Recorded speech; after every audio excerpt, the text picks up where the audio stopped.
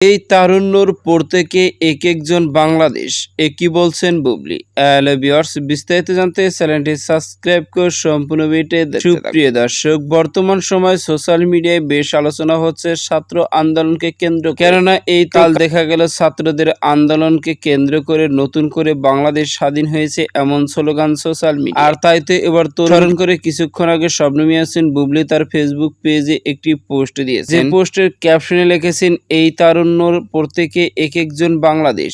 আর এই পোস্টটি বর্তমানে সোশ্যাল মিডিয়ায় ভাইরাল। তবে এই পোস্টে বেশ কয়েকটি স্থির ফটো ছিল, যে ফটোগুলোতে দেখা যাচ্ছে রাস্তার মধ্যে ছাত্ররা রাস্তা পরিষ্কার করছে, এমনই বেশ কিছু ফটো ছিল সেখানে। আর শবনম ইয়াসমিন বুবলির এই পোস্টটিকে কেন্দ্র করে অনেকেই মন্তব্য করেছেন। এর মধ্যে নাহিদা আফরোজা নামে একজন লিখেছেন, ফেসবুকে স্ট্যাটাস দিয়ে আলোচনায় থাকতে চান কেন ম্যাডাম? একজন শিক্ষিত মানুষ হয়ে মাঠে কেন নামলেন না? আমরা যারা বিদেশে আছি অন্য দেশের সরকারের পারমিশন নিয়ে প্রতিবাদ। বিলকিস নাহার নির্জা নামে একজন লিখেছেন, অপু বিশ্বাসের মুখ আস্তে আস্তে প্রকাশ পাবে হাউন আঙ্কেল তো এই মহিলার অভিভাবক। অপু বিশ্বাস কি এরকম পোল্টিবার? শেখ হাসিনা পালানোর সাথে সাথে প্রোফাইল পিক চেঞ্জ করে ফেলেছে। হাসিনার সাথে ওর পিক গায়েব। বুবলির সবসময় সত্য এবং সুন্দর এবং তার। আলম খান নামে একজন লিখেছেন, বুবলি আপু তুমি প্রথম থেকে ছাত্রদের পাশে ছিলে, একজন। বুবলি আপু তোমাকে অনেক অনেক ধন্যবাদ। বুবলি আপু আমরা তোমার জন্য অনেক দোয়া করি, তুমি ভালো থাকো, সুখে থাকো, সুস্থ থাকো, শান্তি। এই দোয়া সব সময় বুবলি আপু তোমার জন্য